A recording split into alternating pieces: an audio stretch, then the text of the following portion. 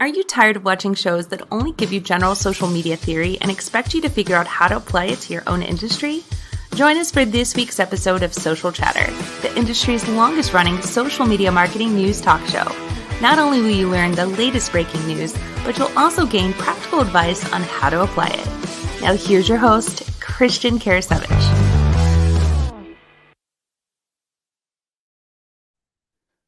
What's going on, everyone? Welcome to Social Chatter, episode 301, actually. This is the 301st episode of Social Chatter, your weekly social media marketing news talk show.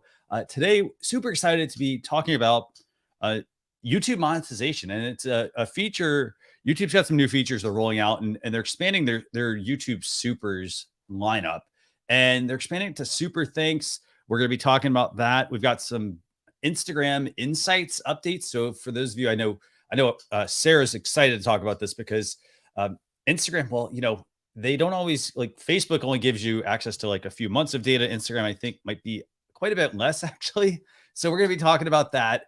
In addition, I think we're going to be talking about some Twitter updates. And I think there might even be a TikTok topic if we have some time about some new live stream features. But I'm going to go and bring on Sarah. I'm going to have her introduce our guest for this week's show, episode 301. By the way, if you're tuning in, do us a favor. Leave us a comment. Tell us where you're tuning in from. We'd love to hear where you're joining us from. So, Sarah, fantastic having you yet again. Hey, 301. Yet again. I know we have to get used to saying 300 instead of 200. We've rolled over that monumental hurdle, right? We have, yes. So, yeah, it's awesome. Yeah, so lots of some long-awaited things from Instagram happening, and some great new features for TikTok and YouTube to talk about with our guest, Eddie Garrison, who I think it's best to say he does all the things when it comes to digital marketing, right? Right. He has an agency. He also is a live streamer and a speaker and writer. But also does all the things, the web, the social, the email, the sales funnels. So let's bring on Eddie and say hi. Hey, what's going on, everyone? How we doing? Hey. It's going good. First of all, before we even get going, congratulations on hitting 300. It's an incredible milestone. So congratulations to everybody that's always been involved in Social Chatter. It's a big milestone. So way to go, Thank guys. you. Yeah. Also, by the way, thanks a lot for joining us. By the way, I think your studio's got some improvements going on. I think since the last time you and I chatted, maybe. It's, you know what, every time that I do something, like I have a different set for YouTube, I have a different set for live streaming, I have a different set for interviews. So it's everything in my office is on casters, so I can just roll everything around to make it look the way that I want to make it look. And that's a good idea. I mean, I got to say, like, if you're somebody who wants to get into, we're going to talk about this in a minute, like YouTube content, for those of you who want to, maybe you have multiple YouTube channels for different topics, you want to make sure you always have kind of a different setup, actually, depending on, kind of what your topic is about. For example, if you're going to be talking about something, maybe it's finance related, maybe you want to appear in, and maybe you don't have like a whole suit on. Maybe you've got just the, sport coat, the tie, the button up shirt, you're doing that sort of thing. But then maybe you have a fun channel where, maybe you're wearing t-shirts, things like that. So mixing up that background is a really good idea. So I even stretch it even further than I have different lenses for different setups. Nice. So technical. You would think, but it's the less you know, the better I look, I guess. Very cool. No, I get it. So did Sarah cover everything about you, Eddie? Or is there anything else you want to add? It's a blanket statement. Like I said, we were kind of chatting before the show, and if I had to actually break down like my income streams, which I think I have about 9 or 10, it would be social media management with my agency would be tops, probably at around 60 or 65%, and then everything else is pretty much an even average when you get down into the email marketing, affiliate marketing, book sales, and things like that. Right. Very cool. So I'm going to turn it over to Sarah. Let's kick things off. I know we had a lot of topics this week we wanted to cover, so we're going to try to get as many as we can. So Sarah, where do you want to start this week, by the way? Well, let's stick on this revenue theme, right? Because YouTube has launched a new way to create some revenue on your channels and on your video. This is really on the video level. So YouTube is launching something called Super Thanks. This is the fourth piece of their supers, is what they're calling it. So we've seen Super Chat. We've seen memberships. We've seen super stickers. So what Super Thanks is going to let viewers do is to add a little love to the video that they like by sending some money their way. And what's going to happen is, instead of it just showing up as a little comment in the chat, you can actually create this animated GIF that will kind of take over the screen. And the little Twitch live streaming that I've watched, it's the same kind of thing is what I'm seeing of the previews. It looks kind of like when those Twitch tips come through on those videos. So yeah, there it goes. The little thanks balloons that fly over. So it's a fun little addition. It's trying to make YouTube a little more interactive, add a little more jazz to live streaming and things like that, and to recognize the people who are contributing. So again, it's a great way to make some money. It is a partner program add-on. So you do have to be part of the partner program, which means your channel needs to be able to be monetized. For example, I work on channels that are for kids. We can't be monetized, so this isn't something for us.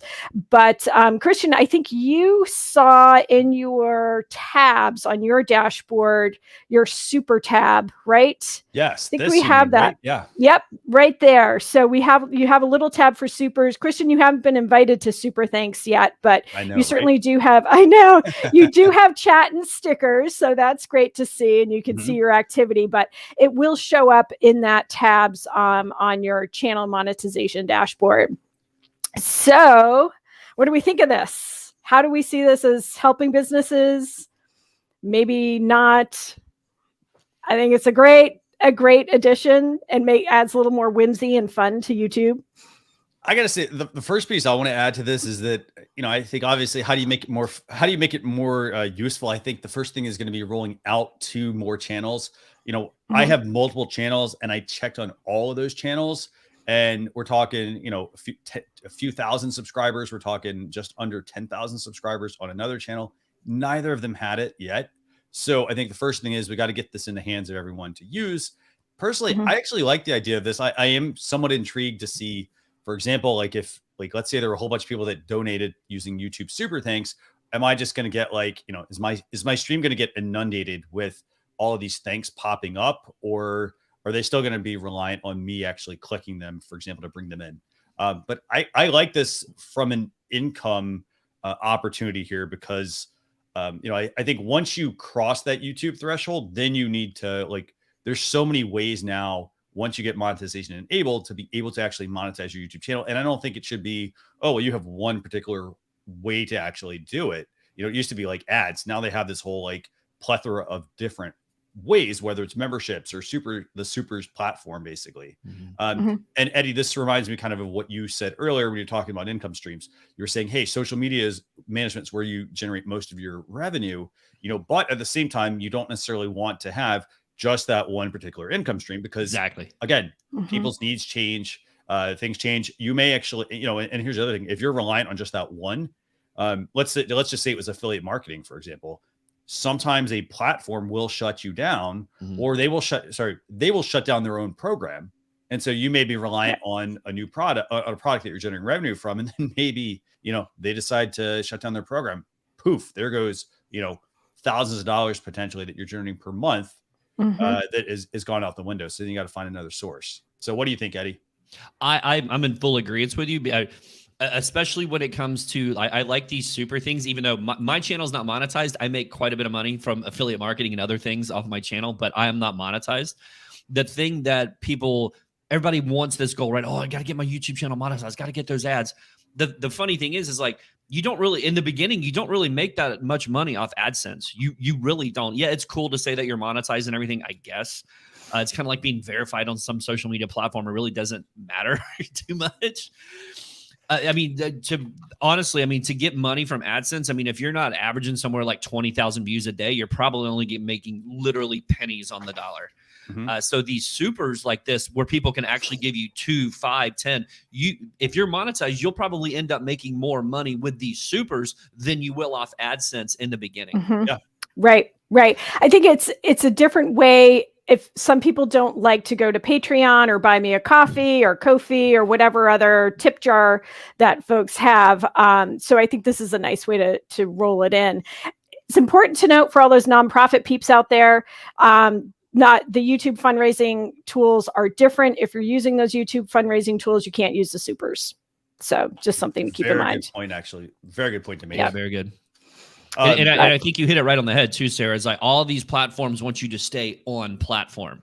So yeah, you can have your Venmo, you can have your buy your coffee, but you still have to leave. And then if you leave, YouTube doesn't like that. Facebook doesn't like that. Twitter doesn't like that. They want to keep you on platform. So the more that these platforms can intertwine all of this for the creator and keep them on the and their viewers on the platform longer, it's going to be a win-win for that particular platform.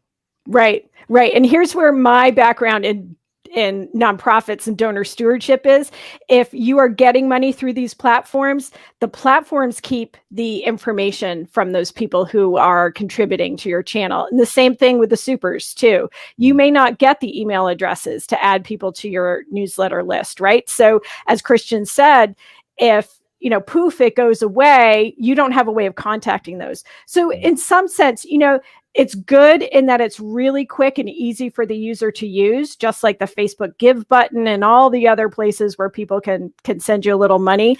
But when you go to Ko-fi and you go to Patreon and things like that, you get to collect people's email addresses and they can opt into your email list. And so then you own those contacts and you can nurture them, steward them through what you would like them to participate in, whether it's buying a book, watching a webinar, signing up for a class, making a donation, whatever it is, you own those contacts. So I think it's a great thing. I love doing it. It's kind of fun and you get to be part of the live stream.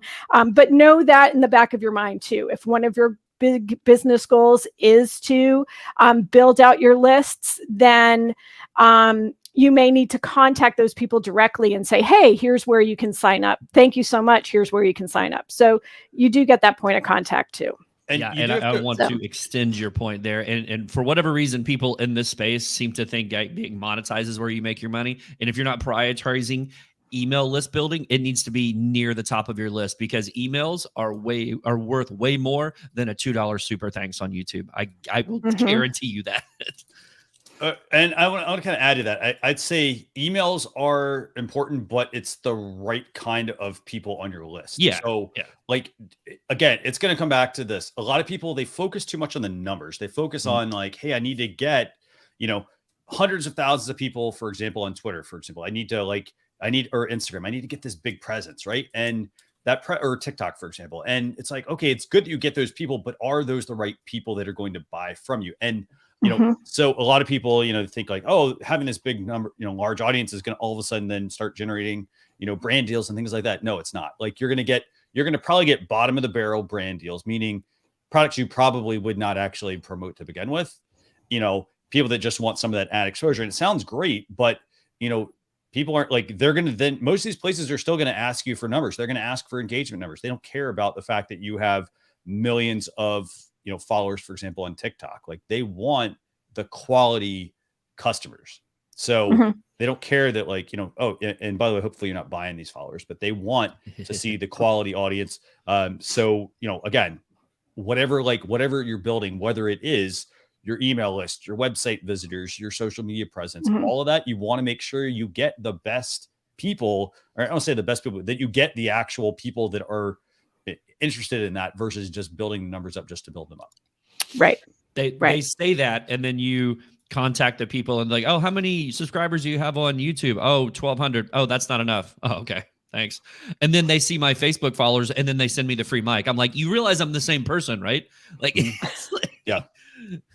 Yeah. So Sarah, right hand, talk to the other, right? Yeah. I mean,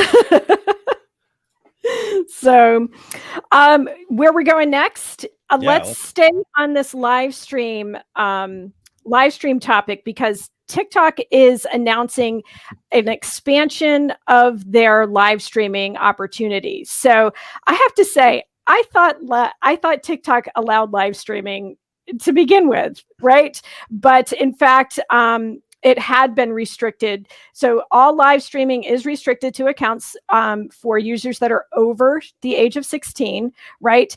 And so up until now, it was restricted to people who had more than 5,000 followers. So now they're opening up. So anybody can start live streaming as long as you meet those age requirements. You will be able to schedule your live stream and you'll get a little event card that you can then share on TikTok or other social media platforms. It can include a little register button so that people can click on that and then get an in-app reminder. So it's all these things, I think this is the first time that I've seen TikTok copy other platforms. This has been part of live streaming and event scheduling for a long time on the other platforms. The other thing they're going to do, which is really cool, is make it less restrictive to have live guests and to have a split screen with that. So it sounds like it's for users with more than 1,000 followers will be able to do this live guest split screen. And then there's also some other cute little bells and whistles that they're going to have. You can do Q&A overlays in your live stream. This is something that we've seen TikTok users use in the content that they record, but it's going to be something that you can pull in, just like we do here on StreamYard, where you can pull in the comments that are coming in as you go along, and just creates a little more engagement and have some fun. So there is one more point on this where the brands can connect more with creators. It's a little vague how much this is going to come out, but it really looks like it's an extension of the e-commerce part of TikTok. And honestly, it looks a little bit like Amazon Live too. So I think we're seeing a lot of features that we normally have seen on Facebook and LinkedIn and Amazon Live now coming into TikTok. Yeah, it's gonna be an interesting feature. I mean, what do you all think about this one? I mean, I'm not a TikTok user. How about you, Eddie? TikTok user? I have never even downloaded the app. I'm not. I don't like the videos that they. This is sound really. We're talking about TikTok. I go, but it's like I don't like the way that people do it on TikTok. That's just not. I am not their audience. I'm just not. Yeah, I think there are a lot of us. With TikTok, a lot of us have the issues around security when it comes to their apps. And, I've tested it out on an old device that's not connected to anything anymore. So I feel like that's okay to have a little sandbox there. But I haven't been all that thrilled with the TikTokification, if you will, of Instagram and YouTube. Some of the YouTube shorts that I'm seeing that are just kind of cluttering up things. I think we will see a stabilization of all of that now that we see TikTok kind of doing this live stream and maybe longer content and things like that. So I think everybody just has to work out what consumers really want right now when it comes to video. I feel like I don't even have to watch TikTok because I just see everything on Reels and YouTube anyway, just repurposed because it says TikTok on the I videos. know. Okay. I know.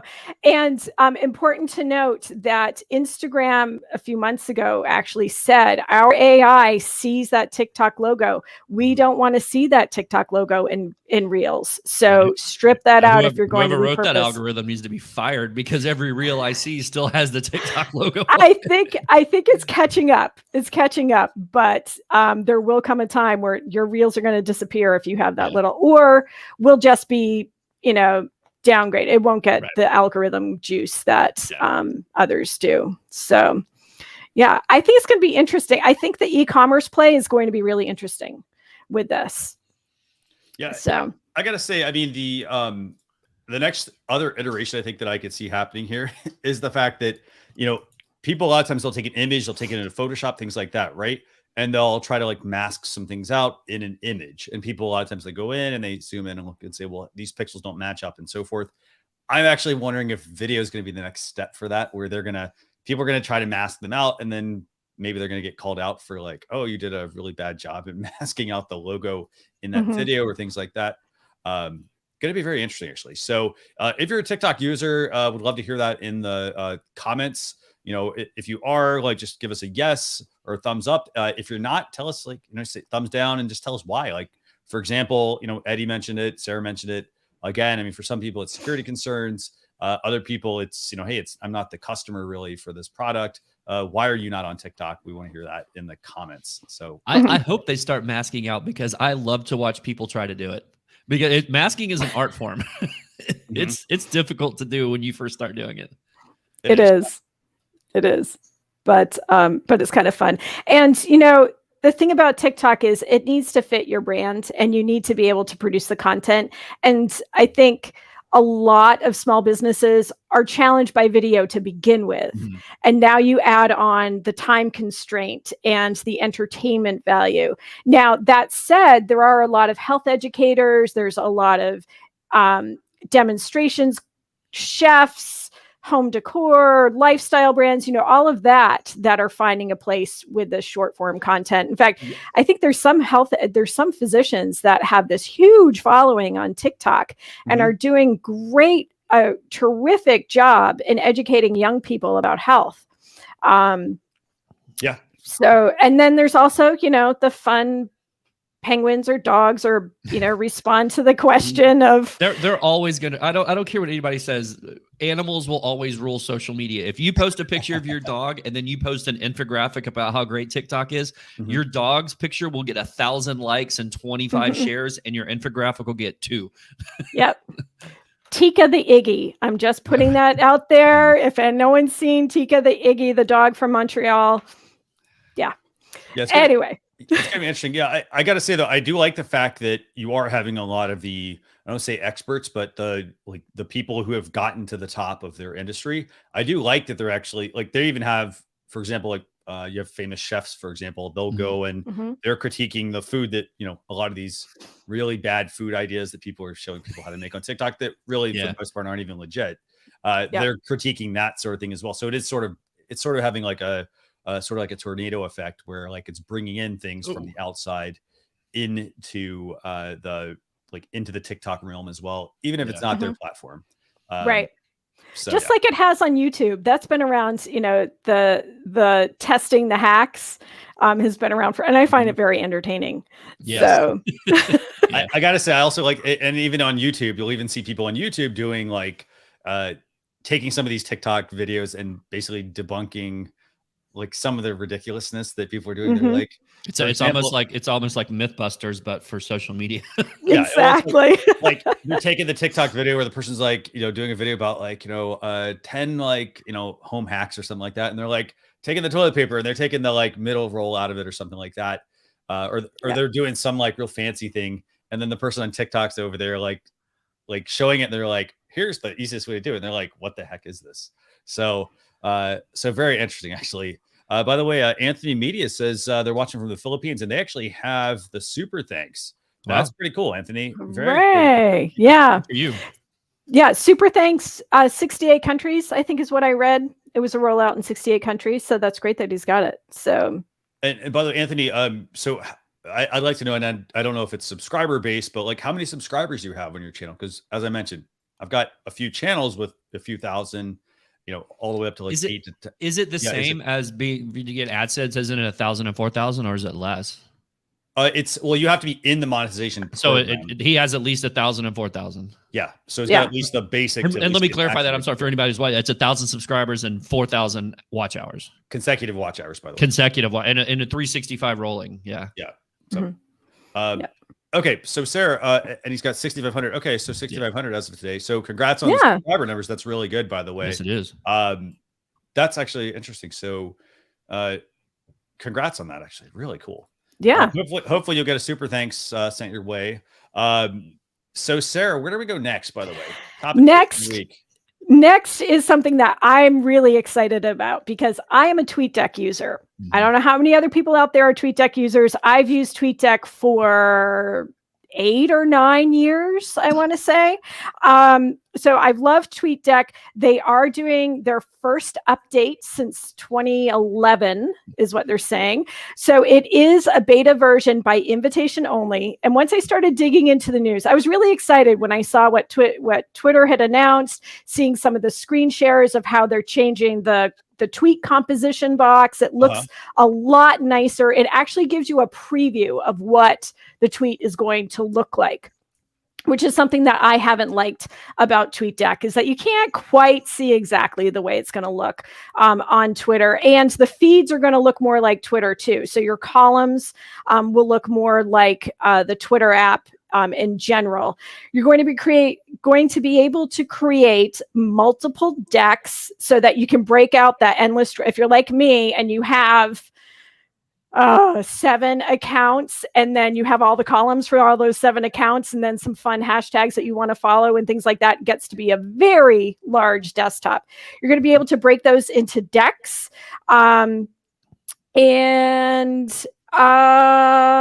It looks like it also looks like the user interface in general is going to look better. But here's the big but, is the beta testers are chatting and chit-chatting about what's happening on this TweetDeck announcement.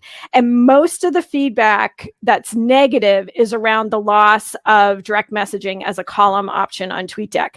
Why they would take this away in the beta, we don't know. I guarantee it will be part, because so many of it, this is one of the main reasons why I use TweetDeck, is that I can have all my DM columns active, and I can just do a quick scan and make sure that I've responded to everybody and close it out and go on with my day. So I think that will definitely change. There are some hacks online about how to sort of get into the beta testing. But from what I read, I think even if you do that hack, you're not getting all of the features in the beta. So I'm really excited about this. I still love TweetDeck. I don't use a lot of social media tools just because the clients that I work with are just learning things like Twitter. And so TweetDeck is a great entry-level management tool for them. And yeah, that's the big announcement. Again, I'm really excited about it. I don't know about you guys, but I'm really excited about it. It's going to look so much better. It's going to be easier to compose and schedule your tweets and see really what's going to go out there. I got to say, all you have to do is go to tweetdeck.com, by the way. And I got to say, it's fast. That's one thing I think I really like. It actually feels faster than just going to like the Twitter app. I do agree with you though, in terms of like, if you set up too many columns or things like that, you kind of have to look at the type of computer you're working on. If you're somebody who works on, a very small laptop screen, for example, having all these columns, you're going to have to do a lot of, left or right scrolling to be able to, left or right to get to the columns, and then up and down to go through them. So lots of stuff to go through there. But I do think, again, if you manage a lot of Twitter accounts and Twitter is your main bag, like Twitter, tweetdeck.com, like go use it. It is free for now. And I say for now because I have a feeling they'll probably roll this into something else. Maybe that Twitter Blue subscription they're working on. Right. Yeah. Go ahead. When you said the columns, that was the thing that I was trying to find in my notes. The moment that I was just having is that you can change the width of the columns. So you can have bigger columns for, say, your feed and for your activity, and then sort of squish down some of the other things. So that's going to be great too. So you can have like one account dashboard fit into the size of your screen just by resizing the columns. So. And you can have multiple accounts. And then there's also some cool features within there where you can have team members, for example, as well. Which is pretty nice. You can set a default account. You can do, there's a confirmation step as well before tweeting as that account. So there's a lot that you can actually do right from their dashboard. No one ever tweets out from the wrong account ever, right? None of us do that. Never. And then when famous people do it, it's, oh, I was hacked. No, you weren't. No, you weren't. Yeah. I love TweetDeck. I used to use it back in the day, especially when I was helping running a lot of Twitter chats. It used to be huge for running Twitter chats. It was really, and still, if I am following a conference or something like that, I will use TweetDeck too. Yeah. For that, just to follow the conference hashtag and respond to it. It's just easier. Yep. It's much and, easier. and, to you say what you're saying, Sarah, I see the people that are talking about it on Twitter as well, and the screen shares that they're sharing. It's beginning to look a lot like other social media scheduling platforms where everything is set up with columns and you can move the columns around and everything. So, hey, if you only update your app once every decade, why not? Yeah. It's worked for people. Yeah. And, it's kind of like Reddit. Reddit is going through their first update in, I don't know how many years. And it's worked. So just keep it working. It sounds like people are having trouble, like their accounts are dropping off and things like that. You just have to re-verify stuff or sign in again. But you know what? The mobile app does it all the time too. So that's why it's called beta testing and not live. Exactly. So we got a great question, by the way. We've got a question from Andrew Kavanaugh here. He's asking, I've never been able to get good engagement in discussions on Twitter. On Facebook, it's a totally different story. So do you have any recommendations for this? Like, what can he maybe do differently, maybe to test on these platforms? Sarah, you and I both, I spend a great deal amount of time on Twitter. And I have a different realm of thinking on Twitter that a lot of people actually don't agree with, but it's been successful for me. So you can either take this with a grain of salt, you can mute me or whatever you want to do. I probably average somewhere around 35 to 40 tweets a day. That's on average. Now, for the brands that I manage, the way that I look at it is you got to realize that Twitter, the average lifespan of a piece of content on Twitter is about 2.5 to 3 minutes. So if somebody doesn't see it in the first 2.5, 3 minutes, they're never going to see it. So if you have something that you feel like is bringing a lot of value to your Twitter followers, strategically time it out multiple times during the day. You'll have to change the copy a little bit because if it's the exact same and it's not within 24 hours, Twitter won't let you post it. But tweak the copy just a bit and do it like at 10:15 a.m. and then do it again at like 12:07 p.m. and then do it again at like 5:12 p.m. And the reason that you pick these off times is most people are using best practices, so they're going to be tweeting at 10, 12, and 5. Go on these really obscure times right around there. Try like 4:57 p.m. instead of 5. Or 5:04 p.m. instead of 5 o'clock. But if you have something that you're bringing a lot of value to and you think your audience is going to know the value, just tweet it out multiple times throughout the day. So the people that missed it at 10 may see it on their lunch break. Or you can revive it a day or two later too, for people who may not be on Twitter every day. I mean, for me, what I would ask Andrew is if you're getting a lot of engagement on Facebook, but not Twitter, then who is the audience for those accounts, right? I have an account that I manage. We get a lot of engagement on Instagram. It's an account it's really focused on women. So go figure, right? We get some good engagement on Facebook too. Twitter, we have more followers on Twitter than our other accounts, but if we get engagement on Twitter, it's the same 7 people. It's the same 7 agencies that also do the same kind of work, and we engage with each other's tweets. That's it. So our audience isn't on Twitter. So that's what I would ask Andrew is, where are they? And if you're not getting great engagement on Twitter, then maybe don't be there, right? Maybe decide Twitter, we're just going to use for media outreach because, reporters live on Twitter and we're just going to use it for certain things. Or if we are talking about a certain topic that's blowing up on Twitter, we'll contribute to that conversation. But really ask, is it worth your time if your audience isn't there? I've considered just totally revamping my Twitter at some point because I get more engagement and more everything when I talk about Disney or the weather than I do anything with marketing or myself. Like I took this quick video. It was like 10 seconds of the lightning storm rolling through Orlando like a year ago. It got, I think, like 21,000 comments. And I mean, it just blew up. ABC News picked it up and it was like, and then I do all my other like marketing stuff or, self-promotion kind of stuff. And it gets, I get a couple likes. Right.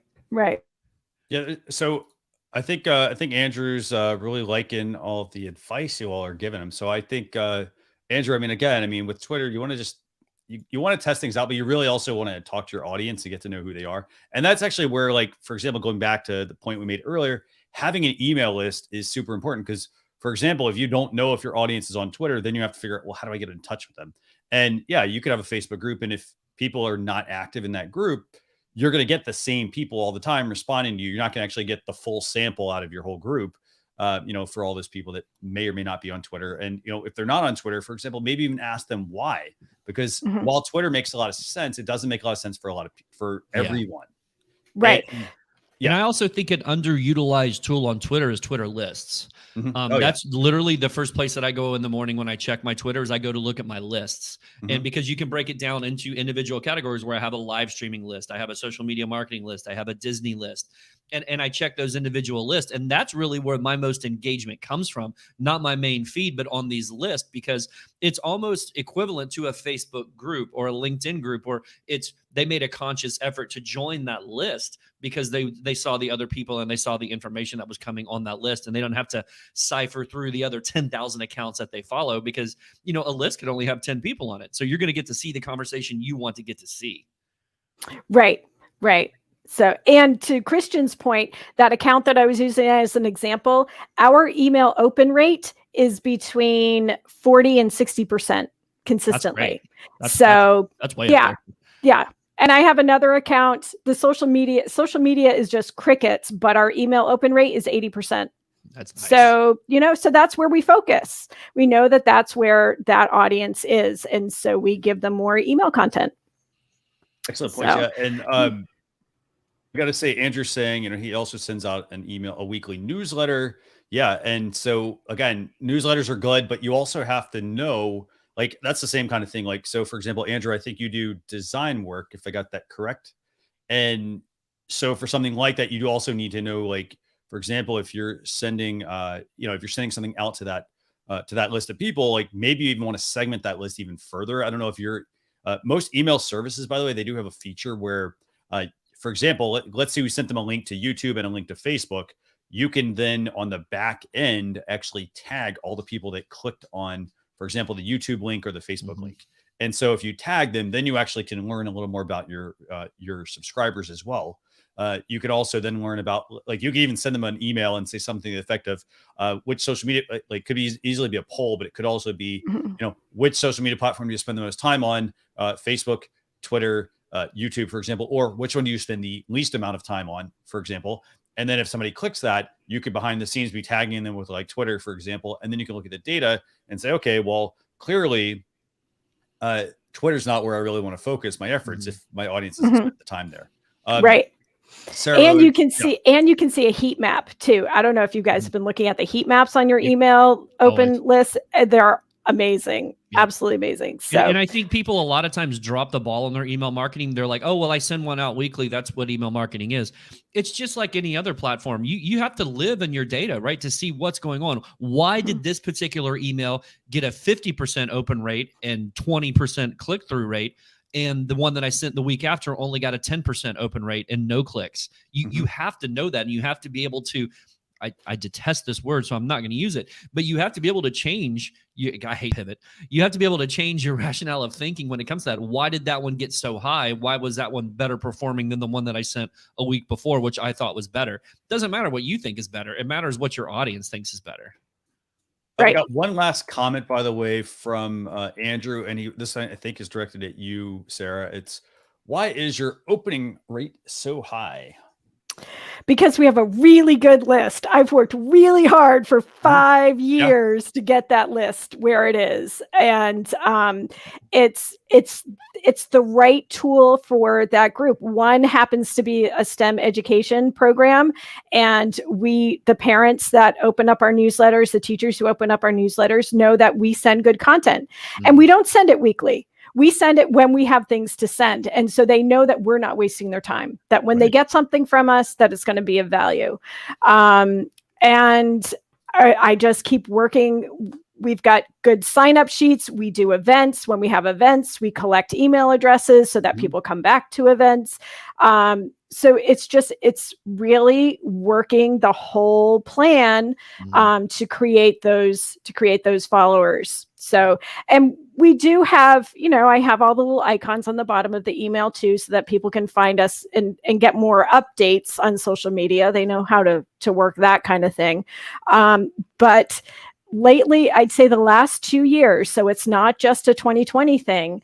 It was happening in 2019 too. We just had it kind of exploded with email, and that's the audience, right? So, I just want to answer Adam's question real quick that I see over there. Adam, yes, I am speaking at People of Video in October. Yes. Okay. Sorry.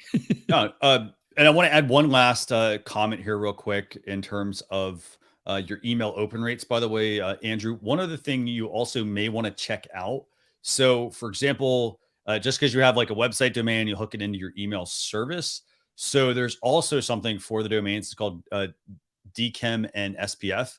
And these are actually something you typically also need to do on your domain so that you can so that you can improve the deliverability of your emails. So that's another thing. Like if you're not getting, for example, a high open rate, maybe your emails are not getting, maybe they're not even making it to the person's inbox, or they're making it inbox and they're going into another spot on their inbox, like maybe the promotions tab, things like that.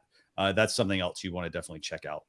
Right. So. And Andrew's been asking about groups too. I agree. Facebook groups are great. We talked about them last week, so definitely check out our show 300 with Doreen Moore and Van Dam, and LinkedIn groups can be a whole hour about what happens in LinkedIn groups. But so, and Andrew says he uses MailChimp. I'm a big Constant Contact user too. Used MailChimp. I've used I've used really bad ones too, and really good ones. So I think MailChimp is just kind of like, I've used it for years and I like it just because I'm comfortable with it. It's good. It is. I mean, if it fits your needs, it works, baby. Don't change. Exactly. And there's so many out there that have little niches too. So definitely. Yeah. Okay. So Sarah, I think we've got time for one or two more topics here. I know we've got a bunch of other ones as well. Let's go to the next topic real quick. Sure. Soundmoji. So this is Facebook has said we are creating this thing called Soundmoji. We're not going to play them because we don't want any copyright issues. But what Facebook is bringing to Messenger is the chance to give your emoji a voice and a sound that Facebook has chosen. So, and I have to say, some of the sounds I'm not sure I agree with or are the intent that I want to come across. But you can choose Soundmoji. So if you're in Messenger, if you click on where that little, emoji thing is, you'll see another little nugget next to it that has the sound so that you can create the Soundmoji. And so when it sends, when someone clicks on it, what they'll see is the emoji, and then it's going to have two parentheses around it, right? And so you click on it and it plays the sound. So, Christian, you and I were testing this yesterday, and I couldn't hear. Well, I was Bluetooth. Actually. It kind of worked. My phone was Bluetooth. I was playing some music, and so my phone was Bluetoothing, and I couldn't hear the sound. So I'm like, "What is this supposed to be doing? I don't get what's going on." So here's what I want to do actually, real quick. I'm going to bring up a quick demo of this actually, so you can see what Soundmojis are. And as Sarah mentioned, we're not going to actually. We're not going to play these, and I'll explain why in a second here. Okay. So this is basically what the Soundmojis are going to look like. So this basically is, this is a conversation, for example, on Facebook Messenger. And so basically just a couple of quick points. You do have to be on Facebook Messenger on mobile. So this does not work on desktop. If you send a Soundmoji on mobile, what's going to happen on desktop is it's going to actually give you some text that telling you basically couldn't play this. And so the way this works, so let's say I'm in a conversation with in this case, Eddie and Sarah here, and I'm going to simply, by the way, the first thing I just need to do is I need to update my my Facebook Messenger app. So once I update this through the App Store, then when I go to send a message on mobile, I'm simply just going to tap on the emoji icon here. And then you're going to see now this sound icon here. And I'm not going to tap on the goat. So if you tap on the goat, I think it actually does play a goat sound effect. However, just a couple of quick notes about these. If you tap on, for example, like tap on the fist bump is a song. Yeah. So what's really cool? Go ahead, Sarah. The fist bump is a line from the Fast and Furious, actually. So they've sampled movies and TV shows. Yeah, and then there's also songs in there as well. So there's some of them are like maybe you check us out on Friday, by the way. Maybe tap on the calendar icon. There might be a little surprise there for you. But this is basically all they're giving you right now. They're giving you like what's there about 30 of these right now. So about 30 of these, they don't play exactly what you think they're going to play, but they are pretty cool. So basically you tap on one. What's going to happen now is you're going to, like, for example, if I tap the fist bump, it's going to go up here. And then if I actually tap on the actual icon up at the top, I can hear it. And then when I send it, what's going to happen is it's going to show up here in the message. And then, for example, Sarah or Eddie basically will be able to tap on it and play it. Kind of cool. Actually, these are kind of neat. I will say that. I was having a little fun sending these yesterday. But those are Soundmojis from Facebook. Again, they only work on mobile. They don't work on desktop at all. So do us a favor, go play with them. Feel free to send us a Soundmoji if you want to test it out. Always welcome to that. I just want to know what they all play. Like, I probably will never use them. I just want to know like what the fist bump. Like I would think it was more like a, but it's not. You would think. So it's here. I'll send you one, Eddie, privately. I'm going to send you one. Okay. It's not what you would expect. It's not what you would expect in all cases. So off the air. And the reason we aren't going to play these, as Sarah mentioned, because chances are all of that is copyrighted. And I mean, I'm going to say the sound effects, the quotes from, maybe a song, for example, and so forth, like all of that is owned by somebody, not you. And so I wouldn't use, if you're going to send these, I just send them privately, but I wouldn't be like, oh, hey, let's bring these into a live stream or something, because they're kind of cool, but they're also, a potential chance there for like some sort of copyright, because you have to remember, just because you send it on Facebook, for example, doesn't mean that like it can be used across YouTube and other social media platforms. So just keep that stuff in mind. Okay, so that's Soundmojis, right, Sarah? Soundmoji. And the next quick news is that Instagram is expanding insights to 60 days. Yay. So yay! I know. A lot of people really want this. We really want it. There's a reason, so that you can track trends. When I do in-depth data reporting on email list development, on donor lists, things like that, I track month to month, year over year for 3 to 5 year expansions. So this is really important to really look at what's working with Instagram. Instagram, typically, Christian, you said at the top of the show, had been limited. Yeah, it was 2 weeks. And if you didn't pull your insights in those 2 weeks, you weren't going to get those numbers. So now they're going to expand to 60 days. I think early on, I think it was only Sprout Social that allowed you to get more than 30 days, or they went up to 30 days or something like that. Or you could try to go back, but your account had to be connected to Sprout Social. So other social media management tools are pulling this data, but Instagram is now going to put it right into their apps. So that will show if you have a business account. The only way you can get insights on your Instagram account is if you switch from a personal to a business, and you don't need to be a business. You don't need to be a person to have a business account. And you'll see when you open up the app, you'll see this blue line that says professional dashboard, and that will take you over to see your insights. So this is, everybody's cheering this on. So you can see a little more of the data just in one long scroll on your Instagram insights. So I love this. I think it's important. I think it's long overdue. It would be great if it could be longer. But at least it's a move in the right direction toward more data on your Instagram accounts. Yeah. And so one last question I guess I have for you real quick on this, Sarah, is that what was the previous length for Instagram Insights? 2 weeks. 2 weeks. Yeah. 2 weeks. Yep. And so it was one of those things where and I still would say, you know what, you still need to be collecting your data and putting into spreadsheets and things like that, because you are going to have clients that are going to go back to you and they're going to ask you for data that you may not have. So in this case, 60 days. And so if you think about it, this is not it's not hard to do. It's just that you need to build it into what you do. So it's not about and just kind of look at it like this. I guess it's not about producing more stuff for people, like, i.e. more social media posts. Like, reporting should be part of that process, of I give them, like, maybe I give them 5 less posts, because honestly, it's not about flooding the social media channel with a ton of posts. It's about giving them stuff that they can actually like take away from it and continue to improve on what they're doing on their social media channels. So maybe you take away a few posts, and then you say, hey, you know what, I'm going to incorporate reporting, and then they can actually see the data. And then the way you kind of do that is make it a monthly habit where, a few at the end of the month, or at least a few days at the end of the month, or sometimes it really depends on the platform. Like, sometimes it's not exactly real time, so you have to wait a few days. Go and check your data.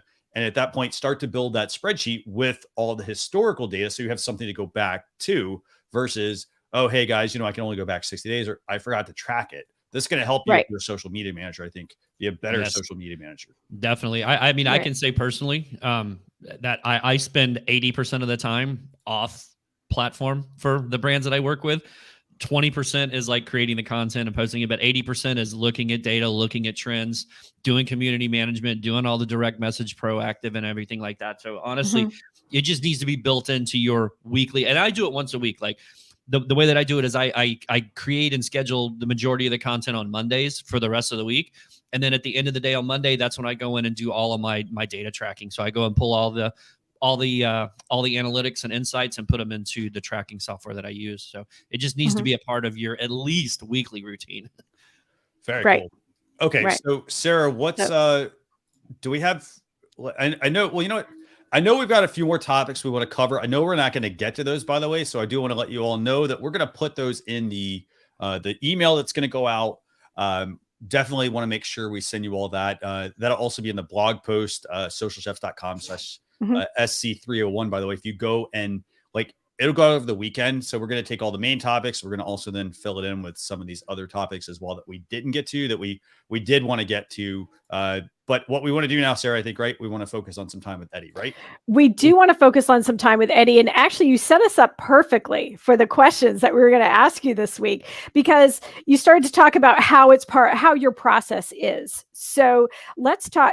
Social media management can be a huge burden, right? It can take up an enormous amount of time, especially if you are managing accounts that are in different industries, have different interests, and places where you have to go to find content, different audiences and behaviors and things like that. So we really wanted to talk about improving productivity when it comes to managing multiple social media accounts. So Eddie, how many social media accounts are you managing? At present, I manage 86 social media accounts. Wow. So is that you individually? Do you have a team? Do you have, how is that working? Me. It's you. So that's awesome. There was a time where I was working probably in 4 or 5 different industries, and I felt like my head was going to explode. So I definitely think it's a skill. It's, there is a skill that you need and a certain mindset to be able to work on so many different accounts. I equate what I do to, you ever seen like the people like at halftime of basketball games that spin like 9 different plates on pencils? That's basically what I look like during the day. So what tools are you using to manage all these accounts? I use exclusively Agora Pulse for all of them. Okay. Any tips you want to share with that? Setting things up? The biggest thing is you have to find what works for you. So I've owned my agency for coming up on 8 years. And from day one, it wasn't as smooth as it is now. I can tell you a lot of trial by fire. And when I mean by fire, I mean more fire than like good results. So you just have to figure out what works good for you. Now, what works good for me is I dedicate 1 day a week, Mondays, and that's when I sit down and I create and schedule every piece of content for almost every single brand that I work with. Now, I work with brands that some are small, locally focused, and I work with brands that are actually international franchises. So the international franchises are a little bit different than the kind of locally owned shops, where they kind of give me carte blanche and I can kind of do what I want almost. I do follow content calendars, and I believe if you start to develop a content calendar system, it's going to better help you streamline your creation and scheduling process. Now, with like the big companies that we work with, there's an approval process that has to go through. So I can't just sit down on one day and create and schedule it, because it's going to go through many different revisions, and we have to wait on, approval for the images and where a logo goes, and this needs to be cropped out. And that's a whole different aspect to social media management. But once you get into a flow, and I highly recommend that you start by just creating content calendar for every single brand that you work with. So Mondays, you're going to do this, Tuesdays, Wednesdays, Thursdays, whatever, however many days you're going to post for them. And then that's just a living document. It's going to evolve over time as you start to look at your analytics over, weekly, monthly, quarterly, and yearly. You're going to say, okay, well, Tuesdays were really good for Tuesday tips or tip Tuesdays. Let's try to work in more informational content. So once you get into a flow and you figure out what works, because you're going to go through a lot of crap that doesn't work, and that's good because you have to figure that out. But once you get to a certain level, the process actually becomes a little bit easier. It's not as easy, but it flows a little bit easier for you. Right. Yeah.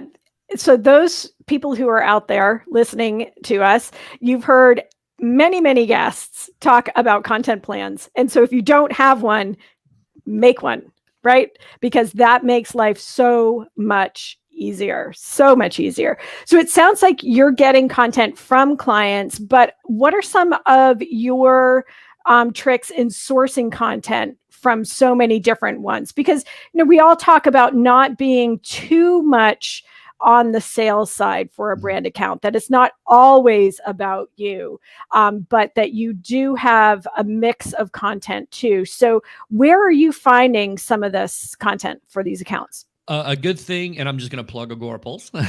A good thing with them is they have a social listening tool that's built into their platform. So, you can create different topics to list for, like the name of your company or certain tags that you want to listen for.